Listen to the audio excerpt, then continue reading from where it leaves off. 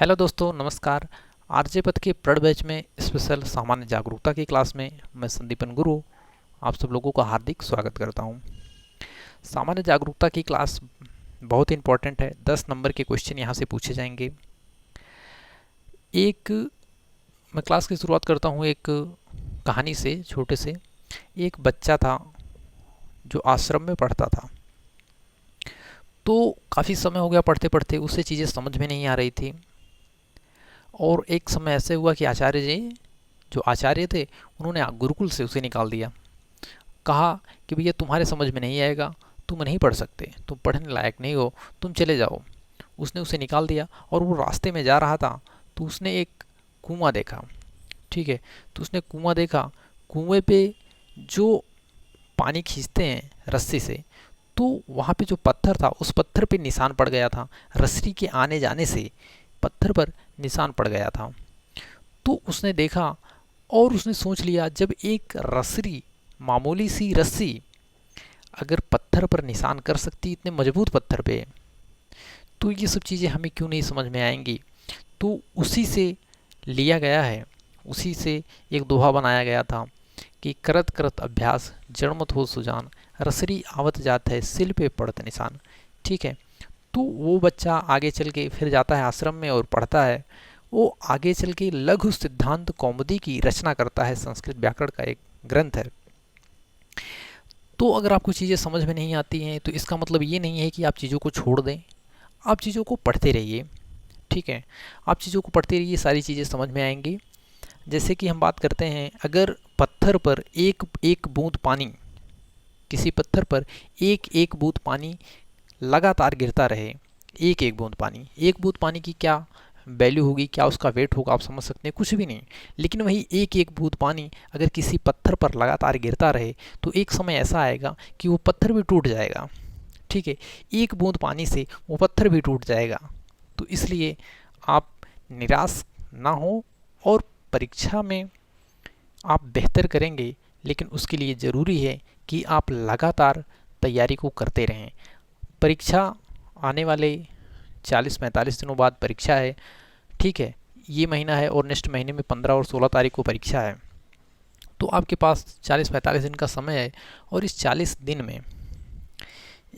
दिन में हम आपको बताते हैं, इस 40 दिन में, ठीक है, इस 40 दिन में आप प्रतिदिन आप प्रतिदिन 8 घंटे, प्रतिदिन 8 घंटे, प्रतिदिन 8 घंटे अगर आप पढ़ते हैं, ठीक है, प्रतिदिन 8 घंटे अगर आप पढ़ेंगे तो 8 चौक 32, टोटल 320 दिन, 320 घंटे।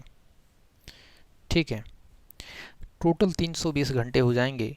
और यूपी ट्रिपल एस सी पेट एग्ज़ाम 2022 जो हो रहा है, इस परीक्षा को क्रैक करने के लिए केवल आपको 300 घंटे, मात्र 300 घंटे पढ़ना है। अगर आपने 300 घंटे पढ़ाई कर ली तो यकीन मानिए आप इस परीक्षा को बड़े आराम से क्वालिफाई कर देंगे और बहुत ज़्यादा नंबरों के साथ। ठीक है, और प्रत्येक सब्जेक्ट को अगर हम बात करें, टोटल 15 भागों में सिलेबस आपका बटा हुआ है। एक सब्जेक्ट के लिए आपको 20 घंटे देने हैं। एक सब्जेक्ट के लिए आपको 20 घंटे देने हैं। अगर आप एक सब्जेक्ट के लिए 20 घंटे देते हैं, एक सब्जेक्ट के लिए, ठीक, एक सब्जेक्ट के लिए अगर आप 20 घंटे देते हैं, टोटल 15 सब्जेक्ट के लिए 300 घंटे हो जाएंगे। ठीक है, एक सब्जेक्ट के लिए 20 घंटे तो 15 सब्जेक्ट के लिए 300 घंटे। आपको 300 घंटे पढ़ाई करनी है। इनमें से सामान्य जागरूकता, जनरल अवेयरनेस की जो क्लास है, ये जनरल अवेयरनेस की जो क्लास है, इसमें आपको कोई तकलीफ़ नहीं होगी, कोई परेशानी नहीं होगी, कोई समस्या नहीं होगी। इस क्लास में जो 10 नंबर के क्वेश्चन आपकी परीक्षा में आएंगे, 10 के 10 नंबर आपको इसी क्लास से मिलेंगे। अगले 30-35 दिनों तक जो भी ये क्लास चलेगी, 30-35 दिनों तक, 40 दिनों तक, प्रतिदिन लगभग ड्यूरेशन आधे घंटे, 30 मिनट 35 मिनट की क्लास होगी, बहुत ज़्यादा बड़ी नहीं होगी। तो इसी क्लास में आप रिवीजन भी नहीं करेंगे। ठीक है, आपको अलग से रिवीजन भी नहीं करना है। कम से कम इस क्लास के लिए, सामान्य जागरूकता की क्लास के लिए आपको रिवीजन भी नहीं करना है। सारी चीज़ें क्लास में ही करवा दी जाएंगी और इतना इनफ करवा दिया जाएगा, इतना ज़्यादा करवा दिया जाएगा कि सारी चीज़ें जब आप परीक्षा से वापस आएंगे तो आपके मन मुताबिक सारी चीज़ें मिलेंगी। तो हम क्लास की शुरुआत करते हैं सामान्य जागरूकता की। इसके पहले भी क्लासेस हुई थी, ठीक है। तो आपने अगर देखी हैं तो बहुत अच्छी बात है, अगर नहीं देखी हैं तो कोई बात नहीं, क्लास की शुरुआत आप यहाँ से करिए और आज से आप तन मन धन के साथ जुट जाइए। पूरी कंसंट्रेट क्लास में, अगर आप क्लास अटेंड करें तो पूरे कंसंट्रेट के साथ आप क्लास अटेंड करेंगे, ठीक है। और एक बात मैं बताना चाहूँगा, ठीक 7 बजे डेली, 7 बजे डेली 7 बजे 7 AM 7 बजे सुबह जर्नल अवेयरनेस की क्लास होगी, ठीक है। सुबह 7 बजे जर्नल अवेयरनेस की क्लास होगी। 8 बजे जस्ट इसके बाद 8 बजे 8 AM पे आपको हिंदी की क्लास मिलेगी, ठीक है। इसके बाद ठीक 9 बजे 9 AM आपको हिस्ट्री की क्लास मिलेगी, ठीक है। इसके बाद ठीक 10 बजे आपको पॉलिटी की क्लास मिलेगी। 4 क्लासेस आपको डेली मिलेगी। और हिंदी 20 सितंबर तक हिंदी की आखिरी क्लास होगी और 20 सितंबर तक हिंदी पूरा कवर हो जाएगा। 15 नंबर की हिंदी आपकी कवर हो जाएगी। अगर हम हिस्ट्री की बात करें तो 20 सितंबर तक हिस्ट्री जो कि 10 नंबर की आएगी ये कवर हो जाएगा। पॉलिटी की बात करें तो 20 सितंबर तक पॉलिटी जो 5 नंबर की आएगी ये पूरा कवर हो जाएगा। जर्नल अवेयरनेस की बात करें तो ये 10 नंबर का आएगा। इसकी क्लासेस आगे भी चलती रहेंगी 20 सितंबर के बाद भी। हमें लगता है अक्टूबर तक इसकी क्लासेस जाएंगी क्योंकि ये थोड़ा लेंदी टॉपिक है, ठीक है। तो यहाँ पर 15 नंबर, 10 नंबर और 5 नंबर, टोटल 20, 10, 30 नंबर की क्लासेस की तैयारी आपको 20 सितंबर तक हो जाएगी। फिर 21 सितंबर से हम स्टार्ट करेंगे। 21 सितंबर से हम स्टार्ट करेंगे ज्योग्राफी, ठीक है। 21 सितंबर से ज्योग्राफी स्टार्ट करेंगे जो कि 5 नंबर का रहेगा, ठीक है। 21 सितंबर से हम इकोनॉमी स्टार्ट करेंगे, इकोनॉमी जो कि 5 नंबर का रहेगा। 21 सितंबर से हम करंट अफेयर स्टार्ट करेंगे जो कि 10 नंबर रहेगा। तो ये 20 नंबर की तैयारी 21 सितंबर के बाद 20 नंबर की तैयारी और 21 सितंबर तक 30 नंबर की तैयारी। 50 नंबर ये हो गया और 10 नंबर का जर्नल अवेयरनेस, ठीक है। तो 30, 20, 50, 10, 60, टोटल 60 नंबर की तैयारी परीक्षा तक, ठीक है। परीक्षा होने तक 10 अक्टूबर तक 60 नंबर की तैयारी इतनी ज़बरदस्त करवा दी जाएगी, इतनी अच्छी तरीके से करवा दी जाएगी कि उसमें से 50 प्लस 55 प्लस आप बड़े आसानी से क्रॉस कर देंगे, ठीक है। बाकी किसी परीक्षा को पास करने के लिए सबसे ज़रूरी मैथ होता है। किसी भी परीक्षा को पास करने के लिए सबसे ज़रूरी मैथ होता है। अगर मैथ आपका अच्छा है तो आप यकीनन उस परीक्षा को क्वालिफाई कर लेंगे। मैथ आपका अच्छा होना बहुत ज़रूरी है क्योंकि टोटल 25 नंबर का मैथ आपकी परीक्षा में आएगा, ठीक है। और 5 नंबर की रीजनिंग आएगी, 5 नंबर की रीजनिंग आएगी और 25 नंबर की मैथ आएगी। टोटल 30 नंबर, ठीक है। प्लस 60 नंबर की तैयारी हम करवा रहे हैं।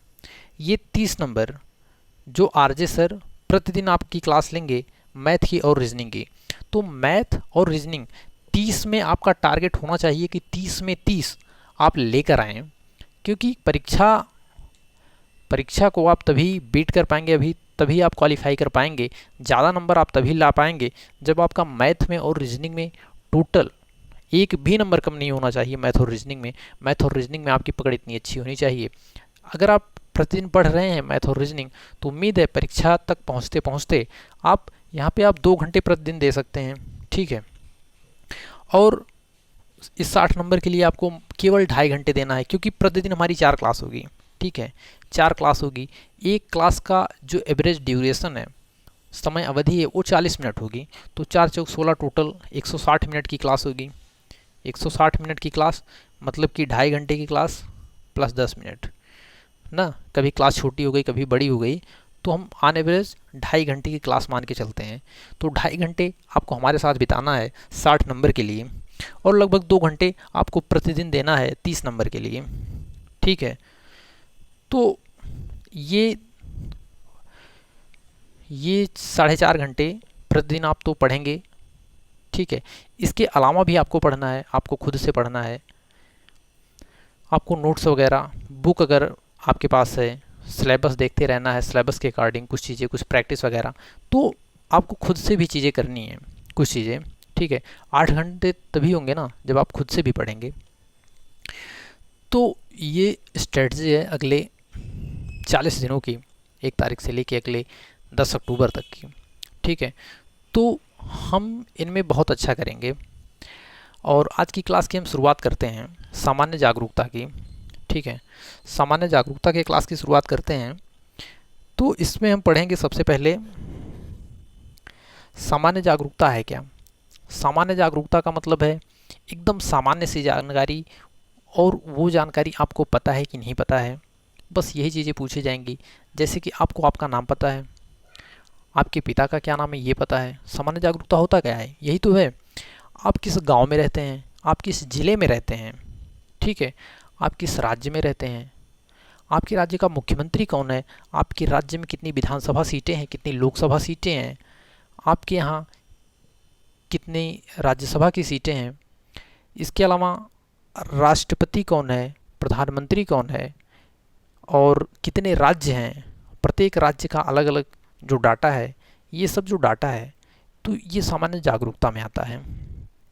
उदाहरण के तौर पे हम आपको बताते हैं, जैसे कि आपके गांव में कुछ लोग हो गए जो मुंबई कमाने गए होंगे, बम्बई, आप कहते होंगे भैया बम्बई कमाने गए हैं। कुछ लोग कलकत्ता कमाने गए होंगे, कुछ लोग सूरत कमाने गए होंगे, कुछ लोग दिल्ली कमाने गए होंगे। तो जो लोग सूरत कमाने गए हैं वो गुजरात राज्य में रहते हैं, और जो लोग मुंबई कमाने गए हैं वो महाराष्ट्र राज्य में रहते हैं। जो लोग कलकत्ता कमाने गए हैं वो पश्चिम बंगाल राज्य में रहते हैं, और जो लोग दिल्ली कमाने गए हैं वो दिल्ली राज्य में रहते हैं। तो ये अलग अलग राज्य हैं। तो भारत क्या है, भारत अलग अलग राज्यों में बटा हुआ है। तो हम एक एक राज्य का अध्ययन करेंगे, डीपली अध्ययन करेंगे कि उस राज्य में क्या है, उस राज्य का राज्य पशु क्या है, पुष्प क्या है, उस राज्य की भाषा क्या है, लोकसभा सीटें, राज्यसभा सीटें, विधानसभा सीटें, मुख्यमंत्री कौन है, और राज्यपाल कौन है, ठीक है। वहाँ पे नेशनल पार्क कौन सा है, वहाँ पे नदी कौन सी है, वहाँ पर पहाड़ कौन सा है, वहाँ पे कौन सा बांध है। ये सारी चीज़ें हम डीपली अध्ययन करेंगे। जब इन चीज़ों को हम डीपली अध्ययन करेंगे तो ढेर सारी चीज़ें हमारी तैयार हो जाएंगी। हिस्ट्री से संबंधित कुछ चीज़ें, करंट अफेयर से संबंधित, और कुछ चीज़ें ज्योग्राफी से संबंधित तैयार हो जाएंगी, ठीक है। इसलिए ये जो सिलेबस है जनरल अवेयरनेस का, ये थोड़ा सा बड़ा हो जाता है अदर चैप्टर के मुताबिक, अदर सब्जेक्ट के अनुसार की अपेक्षा, अदर सब्जेक्ट की अपेक्षा ये थोड़ा बड़ा हो जाता है। तो सामान्य जागरूकता में आज हम शुरू करते हैं। एक राज्य हम लेंगे और उन पे हम थोड़ा अध्ययन करेंगे, डीप अध्ययन। आज हम बात करेंगे असम के बारे में, ठीक है। आज हम बात करेंगे असम के बारे में। असम क्या है, भारत का एक राज्य है। अच्छा, तो क्वेश्चन ये आता है सर भारत का एक राज्य असम है, ऐसे कितने राज्य हैं भारत में, ऐसे कितने राज्य हैं, ठीक है। तो भारत में कुल 28 राज्य हैं। पहले तो ये जान लीजिए भारत में कुल कितने राज्य हैं, भारत में कुल 28 राज्य हैं। तो आप पूछेंगे सर बस 28 राज्य हैं और कुछ नहीं है? नहीं, कुछ चीज़ें और भी हैं। जैसे दिल्ली राज्य है लेकिन ये केंद्र शासित प्रदेश है। दिल्ली क्या है, केंद्र शासित प्रदेश है। जम्मू कश्मीर क्या है, केंद्र शासित प्रदेश है। चंडीगढ़ केंद्र शासित प्रदेश है। लक्षद्वीप केंद्र शासित प्रदेश है। दादर नगर हवेली केंद्र शासित प्रदेश है। अंडमान निकोबार केंद्र शासित प्रदेश है। ठीक है, तो सर ये कितने हैं, केंद्र शासित प्रदेश कितने हैं, आपके मन में सवाल आएगा। तो केंद्र शासित प्रदेश जो हैं ये 8 हैं। ठीक है, केंद्र शासित प्रदेश 8 हैं, केंद्र शासित प्रदेश 8 हैं और राज्य 28 हैं। यहाँ पर हम भारत लिख देते हैं। ठीक, तो 28 राज्य हैं, 8 केंद्र शासित प्रदेश हैं। आपके मन में आएगा कि जब भारत आज़ाद हुआ था तभी से 28 राज्य हैं।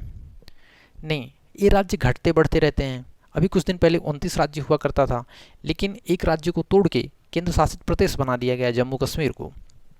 ठीक है, 2019 में 31 अक्टूबर को एक राज्य को तोड़कर केंद्र शासित प्रदेश बना दिया गया। तो वो ये 29 था, 29 से 28 हो गया, तो ये केंद्र शासित आ गया, तो ये इधर शिफ्ट हो गया। ठीक है, तो आपके मन में एक क्वेश्चन आना चाहिए कि सबसे नवीनतम राज्य कौन सा है। ठीक है, ये क्वेश्चन है कि सबसे नवीनतम राज्य, भारत का सबसे नवीनतम राज्य कौन सा है। तो इसका उत्तर है तेलंगाना। तेलंगाना भारत का सबसे नवीनतम राज्य है। और अगर हम केंद्र शासित प्रदेश की बात करें, सबसे नवीनतम केंद्र शासित प्रदेश कौन सा है, तो दादर नागर हवेली, दादर नागर हवेली, दमन व दीव, दमन व दीव। ठीक, तो ये सबसे नवीनतम केंद्र शासित प्रदेश है। आपके मन में जब अगर ये क्वेश्चन आ गया कि सबसे नवीनतम केंद्र शासित प्रदेश कौन सा है, तो हो सकता है कुछ लोग जम्मू कश्मीर को लगा दें। ठीक है, जम्मू कश्मीर अगर आप ऑप्शन में लगाते हैं तो आपका क्वेश्चन, आपका आंसर पूरा गलत होगा। क्यों गलत होगा? क्योंकि जम्मू कश्मीर को जब केंद्र शासित प्रदेश में बांटा गया तो 2019 में बांटा गया था 31 अक्टूबर को, लेकिन दादर नागर हवेली और दमन और दीव ये दो अलग अलग टेरिटरी हुआ करती थी, यूनियन टेरिटरी यानी केंद्र शासित प्रदेश हुआ करती थी। इन दोनों को मिला के एक कर दिया गया, इन दोनों को मिलाकर एक कर दिया गया। और ये कब किया गया? ये 26 जनवरी 2020 को किया गया। तो यानी ये हमारा नवीनतम केंद्र शासित प्रदेश है और ये नवीनतम हमारा राज्य है। ठीक है, तो ये चीज़ें कन्फर्म हो गई। अब हम असम की बात करते हैं। ठीक है, अब हम एक एक राज्य की बात करेंगे और उससे हम डीपली अध्ययन करेंगे, जिससे असम से संबंधित कोई भी क्वेश्चन आए तो हमारा वो क्वेश्चन गलत ना हो। ठीक है, असम। ठीक है, असम। सबसे पहले असम की राजधानी क्या है? कोई राज्य है तो उसकी राजधानी भी होगी। ठीक है, तो असम की राजधानी क्या है? असम की राजधानी है दिसपुर। ठीक, असम की राजधानी क्या है? असम की राजधानी दिसपुर है। असम का पुराना नाम क्या है? जैसे उत्तर प्रदेश का पुराना नाम कुछ हुआ करता था, सभी राज्यों के जो नाम हैं उनमें परिवर्तन हुआ करता है, समय समय पे उसे बदल दिया जाता है। जैसे अभी हम एक शहर की बात करें, इलाहाबाद, उसके नाम को परिवर्तित करके प्रयागराज कर दिया गया। फैज़ाबाद एक शहर है, एक ज़िला है, उसे बदलकर उसका नाम अयोध्या कर दिया गया। तो उसी तरीके से राज्य के नाम होते हैं और उनका नाम समय समय पर बदल दिया जाता है। तो असम का पुराना नाम क्या है? ठीक है, असम का जो पुराना नाम है वो है प्राग्य ज्योतिष। ठीक है, असम का पुराना नाम है प्राग्य ज्योतिष। अब आप पूछेंगे सर ये कितना पुराना है? तो ये महाभारत काल का है, महाभारत। ठीक है, असम का पुराना नाम प्राग ज्योतिष है, ये महाभारत के काल का है। असम का इसके बाद दूसरा नाम जो है ये कामरूप है। ठीक, असम का दूसरा नाम क्या है?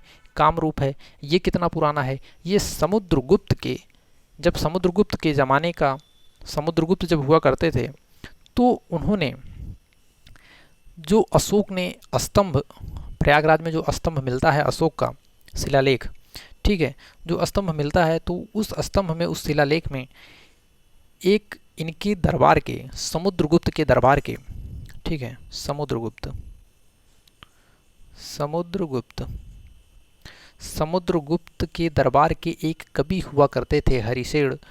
तो इन कवि ने उस शिलालेख पे वर्णन किया है असम का, और उसमें जो नाम उन्होंने बताया है, असम का नाम उन्होंने कामरूप बताया है। ठीक है, तो समुद्रगुप्त के ज़माने में असम का नाम कामरूप हुआ करता था।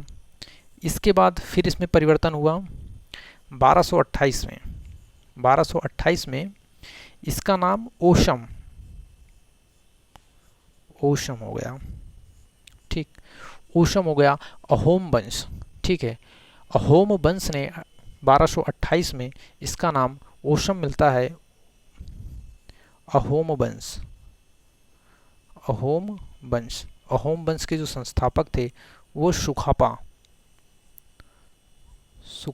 ठीक है, ये चीज़ें इंपॉर्टेंट नहीं है, बस आप इतना जानते रहिए। असम का पुराना नाम प्रागज्योतिष है और कामरूप है। ठीक है, ये उतना इंपॉर्टेंट नहीं है। ओशम, अहोम वंश के संस्थापक द्वारा ये नाम दिया गया था और इसके संस्थापक थे सुखापा। ठीक है, असम का पुराना नाम। ये चीज़ें क्लियर हो गई।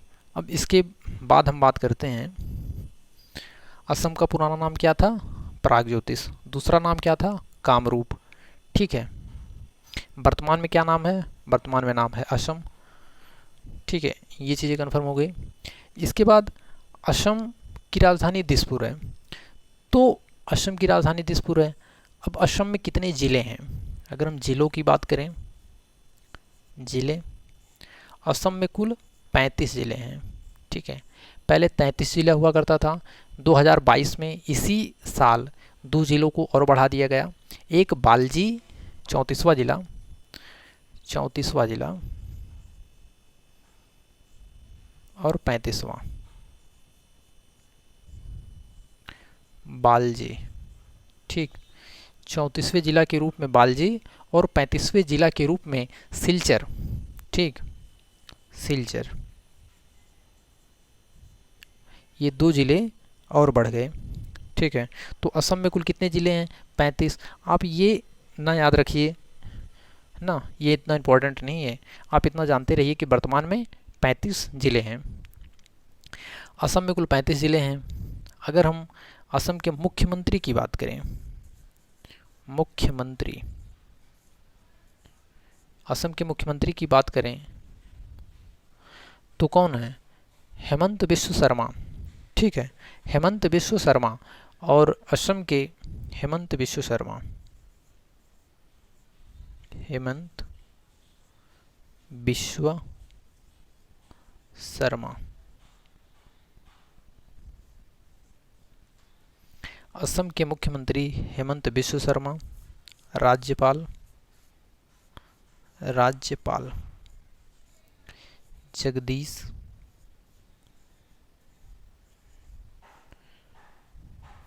राज्यपाल जगदीश मुखी। ठीक है, हेमंत बिश्व शर्मा, जगदीश मुखी इसके राज्यपाल हैं। 2 चीज़ें आपको समझ में आ गई। हमने क्या पढ़ा?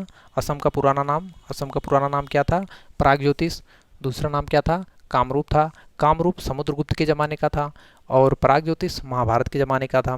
ठीक है, असम की राजधानी क्या है? असम की राजधानी दिसपुर है। असम में कुल कितने ज़िले हैं? असम में वर्तमान में कुल 35 ज़िले हैं।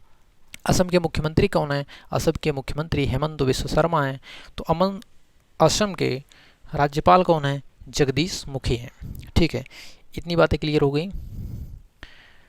इतनी बातें क्लियर हो गई। ज़िले कितने हैं? 35 है। राजधानी दिसपुर है। ठीक है, राजधानी दिसपुर, ज़िले 35, मुख्यमंत्री हेमंत बिश्व शर्मा और राज्यपाल जगदीश मुखी।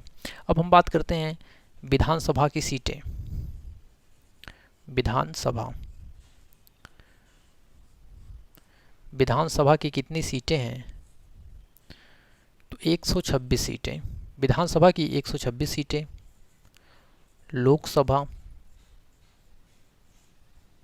लोकसभा की 14 सीटें। राज्यसभा, राज्यसभा, राज्यसभा की 7 सीटें। ठीक है, ये चीज़ें कम से कम कई बार आप पढ़िएगा, ये चीज़ें तो रट जानी चाहिए। ये चीज़ें सबसे ज़्यादा परीक्षा में यही चीज़ें पूछी जाती हैं। विधानसभा की सीटें कितनी हैं? 126। लोकसभा की कितनी सीटें हैं? 14 सीटें हैं। राज्यसभा की कितनी सीटें हैं? 7 सीटें हैं। ठीक है, विधानसभा 126, लोकसभा 14 और राज्यसभा 7। ठीक है, ये 3 चीज़ें कन्फर्म हो गई। और इसका हाई कोर्ट कहाँ है? High court Guwahati.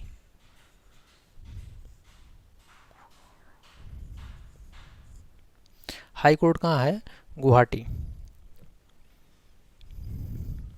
गुवाहाटी है रहेगा। एक मिनट, गुवाहाटी। ठीक है, तो इसका हाई कोर्ट गुवाहाटी। राज्यसभा 7 सीटें, लोकसभा 14, विधानसभा 126।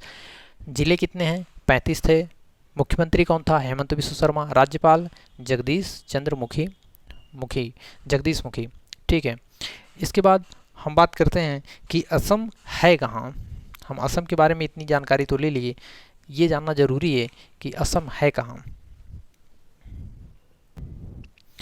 तो हम मैप में देखते हैं कि असम है कहाँ। ठीक है, असम है कहाँ पर?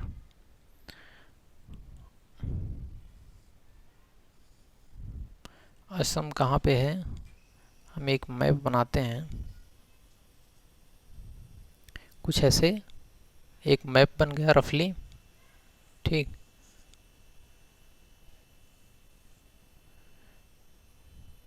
तो असम कहाँ है? ये भारत का केंद्र बिंदु हो गया। ये इधर क्या हो गया? पूरब हो गया। और ऊपर की दिशा में नॉर्थ, ऊपर की दिशा में नॉर्थ हो गया। उत्तर, तो ये पूरब है और ये उत्तर है। और ये जो ये बीच का दिशा जाता है, इसे हम कहते हैं पूर्वोत्तर। इसे हम क्या कहते हैं? पूर्वोत्तर। ठीक है, इसे हम पूर्वोत्तर नाम देते हैं। तो असम कहाँ स्थित है? असम पूर्वोत्तर में स्थित है। तो पूर्वोत्तर के राज्यों को, पूर्वोत्तर के राज्यों का एक ग्रुप है जिसे हम 7 सिस्टर कहते हैं। जिसे हम क्या कहते हैं? जिसे हम 7 सिस्टर कहते हैं। जिसे हम 7 सिस्टर कहते हैं। 7 सिस्टर में सिक्किम नहीं आता। ये जो ऊपर का इलाका है, आप ये जो देख रहे हैं मैप में ऊपर से उठा हुआ, ये क्या है? ये सिक्किम है। ठीक, ये सिक्किम है। तो असम, तो पूर्वोत्तर के राज्यों में 7 सिस्टर में सिक्किम की गिनती नहीं होती। ठीक है, ये चीज़ आप ध्यान रखिएगा। तो कितनी चीज़ें क्लियर हो गई? सबसे पहले असम का पुराना नाम क्या है? प्रागज्योतिष था। दूसरा नाम क्या था? कामरूप था। और असम की राजधानी क्या थी? दिसपुर थी। असम का मुख्यमंत्री कौन है? हेमंत बिश्व शर्मा है। असम के राज्यपाल कौन है? तो जगदीश मुखी हैं। और असम में कितनी विधानसभा की सीटें हैं? तो 126 हैं। लोकसभा की 14 सीटें हैं और राज्यसभा की 7 सीटें हैं। ठीक है, तो असम पूर्वोत्तर में स्थित है। और असम पूर्वोत्तर में स्थित है। और असम किन राज्यों के साथ सीमा बनाता है? तो पूर्वोत्तर में 7 राज्य हैं असम को लेकर। असम तो खुद हो गया, इसके अलावा 6 राज्य और हैं। तो असम बाकी 6 राज्यों से भी सीमा बनाता है। और किन देशों से बनाता है? तो असम भूटान से और नीचे बांग्लादेश। असम 2 राज्यों, 2 देशों के साथ अंतर्राष्ट्रीय सीमा साझा करता है। तो ये 2 चीज़ें हो गई। और असम जो पूर्वोत्तर राज्य है, ये भारत से सिलीगुड़ी कॉरिडोर के माध्यम से जुड़े हुए हैं। सिलीगुड़ी गलियारा।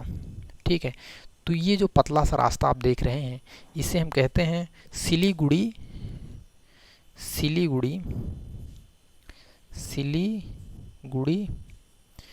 गलियारा। सिलीगुड़ी गलियारा। ठीक है, सिलीगुड़ी गलियारा। तो ये जो पतला सा रास्ता है, ये कितना है? इसकी जो चौड़ाई है वो 22 किलोमीटर है। ठीक है, मात्र 22 किलोमीटर है। तो 22 किलोमीटर सिलीगुड़ी कॉरिडोर की जो चौड़ाई है, ये किन 2 देशों के बीच में पड़ता है? तो ये बांग्लादेश है, यहाँ पे नेपाल है।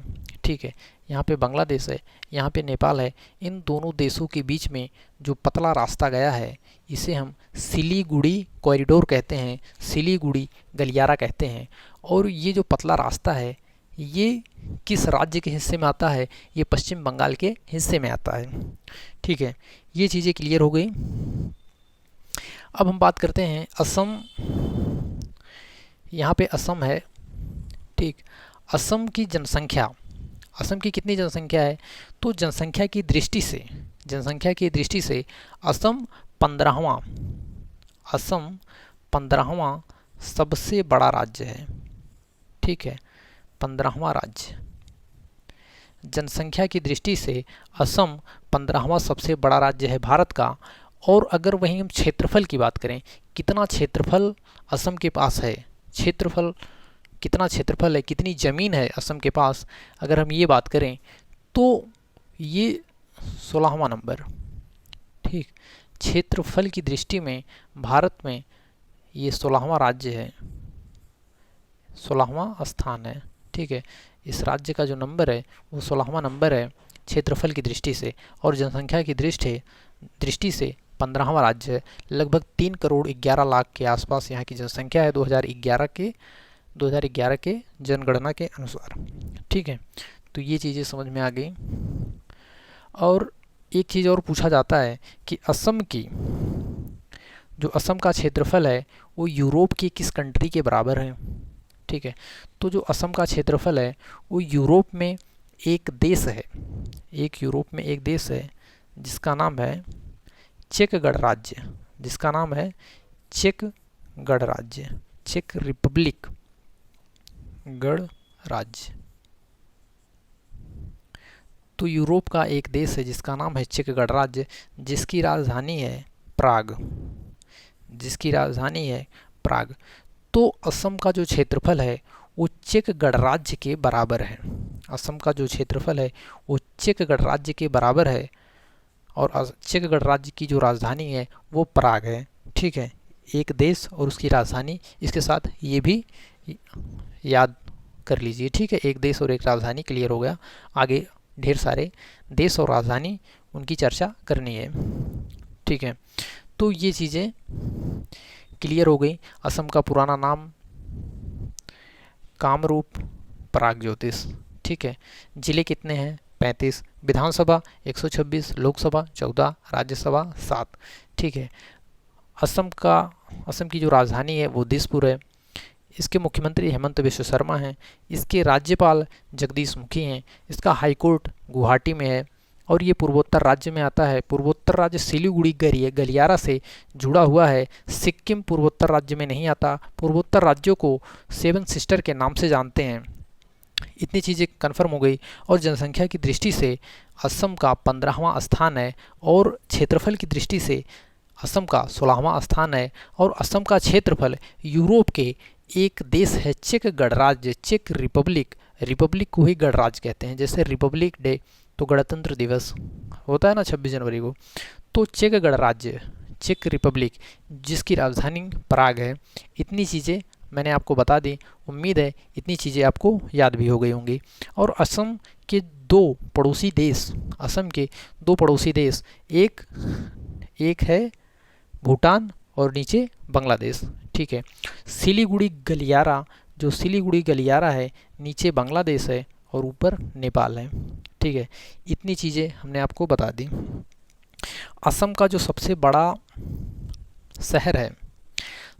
शहर है वो गुवाहाटी है, गुवाहाटी। ठीक है, सबसे बड़ा शहर,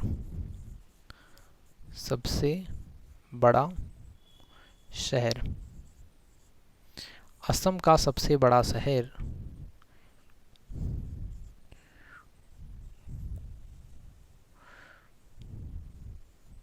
ठीक है गुवाहाटी, असम का सबसे बड़ा शहर गुवाहाटी।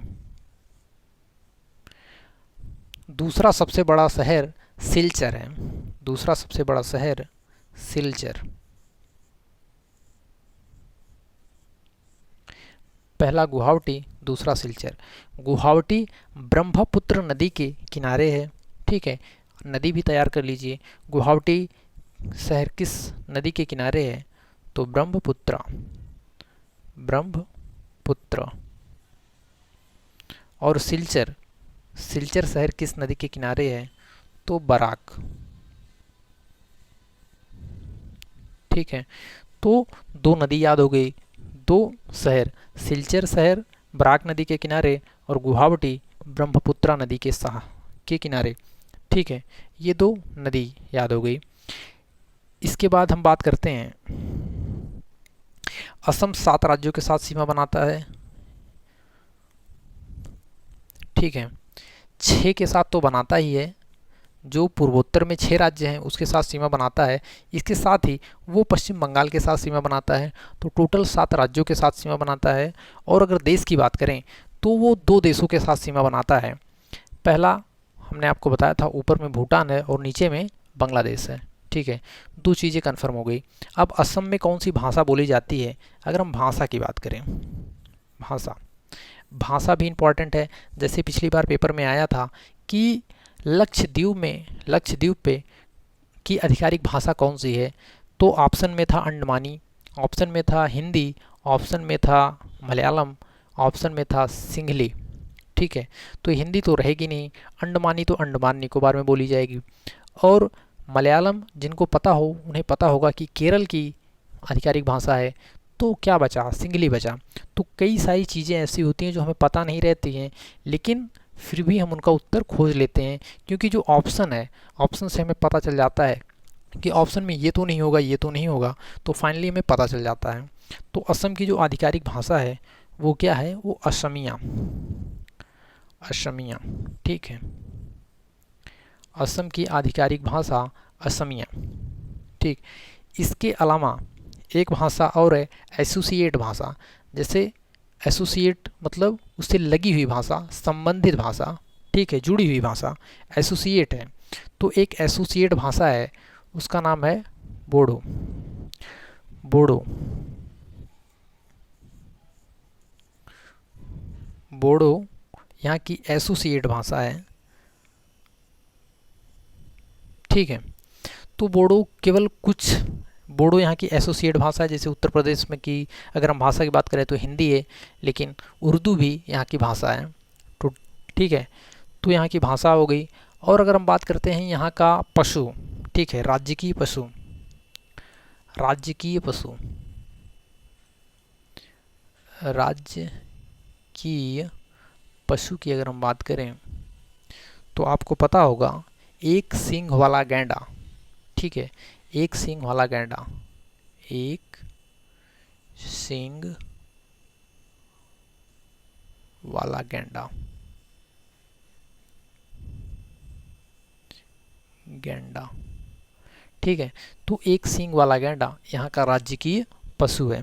अगर हम पक्षी की बात करें, फूल की बात करें, और नृत्य, अगर नृत्य की बात करें जो सबसे ज़्यादा परीक्षा में पूछा जाता है, नृत्य, नृत्य मोस्ट इम्पॉर्टेंट है।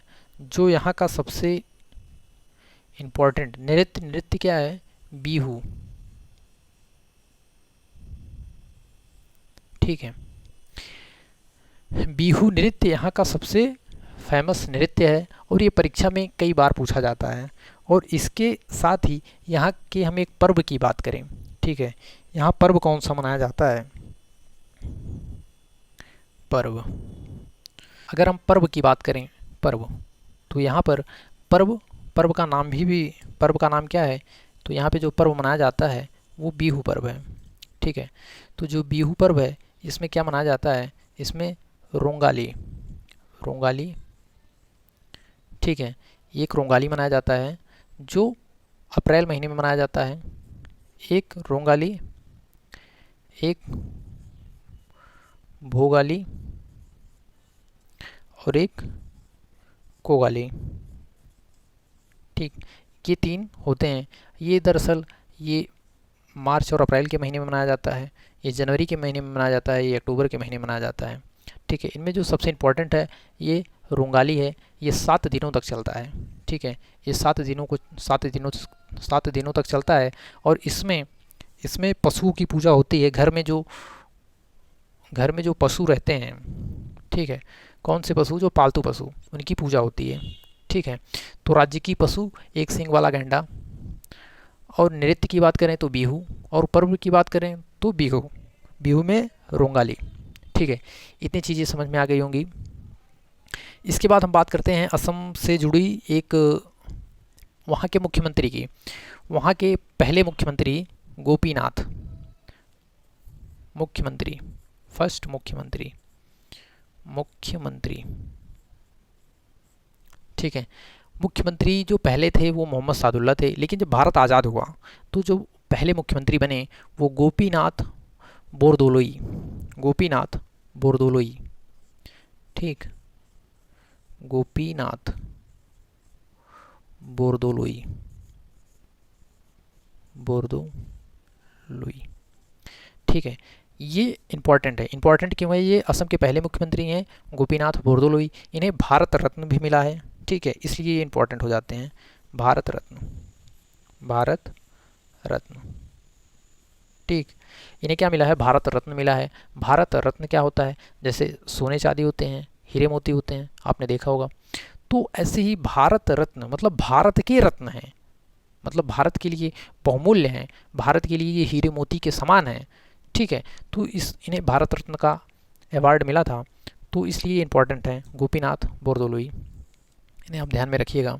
और असम की अगर हम पहली मुख्यमंत्री की बात करें, महिला, ठीक है, अनवरा तैमूर, महिला की बात करें, महिला मुख्यमंत्री,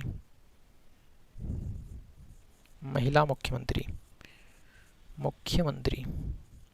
ठीक, अगर हम महिला मुख्यमंत्री की बात करें तो अनवरा तैमूर। करीना कपूर खान के जो पुत्र हैं उनका नाम तैमूर खान है, तो वहाँ से आप इसे याद कर सकते हैं। ठीक है, तो अनवरा तैमूर यहाँ की पहली महिला मुख्यमंत्री हैं। गोपीनाथ बोरदोलोई यहाँ के पहले मुख्यमंत्री हैं और महिला मुख्यमंत्री अनवरा तैमूर। ठीक है, ये चीज़ें क्लियर हो गई। इसके बाद हम बात करते हैं असम में, हम बात करते हैं राष्ट्रीय पार्क, नेशनल पार्क की बात करते हैं। ठीक है, तो असम में एक नेशनल पार्क है काजीरंगा। ठीक है, काजीरंगा, काजीरंगा नेशनल पार्क। ये किसके लिए फेमस है? ये एक सींग गैंडा, गैंडा। ठीक है, एक सींग गैंडा के लिए ये फेमस है। इसके बाद हम बात करते हैं Manas, Manas national park, Kaziranga national park. Manas national park famous है गोल्डन लंगूर, गोल्डन लंगूर। ठीक, ये दो तो बहुत इंपॉर्टेंट है, परीक्षा में बार बार पूछे जाते हैं, तो इन दोनों को आप नहीं भूलेंगे, काजीरंगा, मानस। इसके अलावा भी 5 और हैं, हम आपको बता देते हैं। एक है नमेरी, एक नमेरी। ठीक है, पहला, दूसरा, तीसरा, एक नमेरी। इसके बाद डिब्रू सोखोया, डिब्रू सोखोया। ठीक है, डिब्रू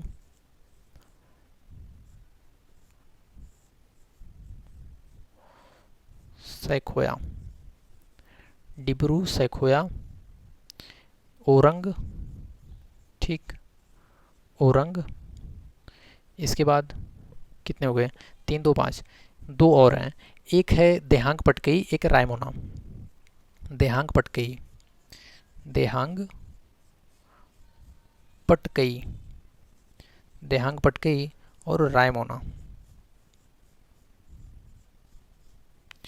4 ये हो गए और 3 ये। ठीक, तो ये 4, 3, 7, ये 7 नेशनल पार्क हैं जिन्हें आप याद रखेंगे। ठीक है, इनमें से काजीरंगा और मानस ये बहुत ही इंपॉर्टेंट है। ठीक, इतनी चीज़ें हो गई। मुझे लगता है लगभग असम से संबंधित मैक्सिमम चीज़ें कवर हो गई हैं, और जो भी चीज़ें नहीं हुई हैं, जो भी चीज़ें ध्यान में नहीं है अभी, आगे जब हम दूसरे राज्यों को कवर कराएंगे तो पीछे इन चीज़ों को हम रिवीजन करवाते जाएंगे। ठीक है, तो पीछे हम इन चीज़ों को रिवीजन करवाते जाएंगे और सारी चीज़ें आपको धीरे धीरे याद हो जाएंगी। तो सारी चीज़ें एक ही दिन में नहीं याद होंगी, धीरे धीरे अगर हम प्रतिदिन पढ़ रहे हैं। आज की क्लास थोड़ी थोड़ी लंबी हो गई, लेकिन कल से क्लासेस थोड़ी छोटी रहेंगी और उसी में रिवीजन भी रहेगा। तो जैसे आज हमने क्या पढ़ा, अगर आज के हम रिवीजन की बात करें तो आज हमने पढ़ा असम के बारे में। और असम का पुराना नाम क्या था? प्रागज्योतिष था। असम का पुराना नाम प्रागज्योतिष था। दूसरा पुराना नाम कामरूप था। और इसके बाद एक ओहम वंश के संस्थापक सुखापा ने एक नाम रखा था ओशम। ठीक है, ये उतना इंपॉर्टेंट नहीं है। अब प्रागज्योतिष और कामरूप ये दो ध्यान में रखिएगा। असम की राजधानी क्या है? दिसपुर है। पहले, बहुत पहले इसकी राजधानी शिलांग हुआ करती थी, शिलांग। लेकिन जब मेघालय, गारो, खासी, जयंतिया ये अलग हो गया, ठीक है, ये पहाड़ी पूरी अलग हो गई, तो असम को अपनी राजधानी चेंज करनी पड़ी। तो 1973 में असम की राजधानी दिसपुर बनी। ठीक है, और असम की पहले राजधानी शिलांग हुआ करती थी, ये इतना इंपॉर्टेंट नहीं है। वर्तमान में राजधानी दिसपुर है, आप इतना ध्यान में रखिए। तो असम का राज्य, असम का पुराना नाम प्रागज्योतिष, दूसरा कामरूप। ठीक है, असम की राजधानी दिसपुर। असम में ज़िले कुल 35 ज़िले। और असम में वर्तमान में मुख्यमंत्री हेमंत बिस्व शर्मा। असम में वर्तमान के राज्यपाल जगदीश मुखी। कितनी विधानसभा की सीटें हैं? तो 126। कितनी लोकसभा की सीटें हैं? तो 14। कितनी राज्यसभा की सीटें हैं? तो 7। विधानसभा की सीटें ज़्यादा होती हैं, उससे कम लोकसभा की होती हैं, और लोकसभा से कम राज्यसभा की होती हैं। ठीक है, इसे इस सीक्वेंस में हम याद करेंगे, 126 और 14 और 7। ठीक है, इतनी चीज़ें याद हो गई। असम का जो हाई कोर्ट है वो गुवाहाटी में है, गुवाहाटी। ठीक है, इसके बाद हम बात करते हैं असम कहाँ है? पूर्वोत्तर राज्य में स्थित है। और पूर्वोत्तर राज्य को भारत से जोड़ता है कॉरिडोर। कौन सा कॉरिडोर? सिलीगुड़ी कॉरिडोर। ठीक है, तो सिलीगुड़ी कॉरिडोर जो कि 22 किलोमीटर लंबा है, 22 किलोमीटर चौड़ा है, और ये दो देशों के बीच में पड़ता है, नेपाल और बांग्लादेश के बीच में पड़ता है। ठीक है, असम 7 राज्यों के साथ सीमा बनाता है। 7 राज्य में, जिसमें 6 राज्य तो पूर्वोत्तर के हो गए, और इसके अलावा एक राज्य पश्चिम बंगाल हो गया, और दो देशों के साथ सीमा बनाता है, एक भूटान के साथ, एक बांग्लादेश के साथ। इतनी चीज़ें हो गई। और असम में हमने आपसे बात की थी नेशनल पार्क के बारे में, एक Manas national park, Kaziranga national park, 2 ये तो इम्पॉर्टेंट हैं। ठीक है, इसके बाद नामेरी, डिब्रू सोखोया, रायमोना, ओरंग, देहांग पटकई। ठीक है, ये उतने इम्पॉर्टेंट नहीं है, बस नाम थोड़ा ध्यान में रखिएगा।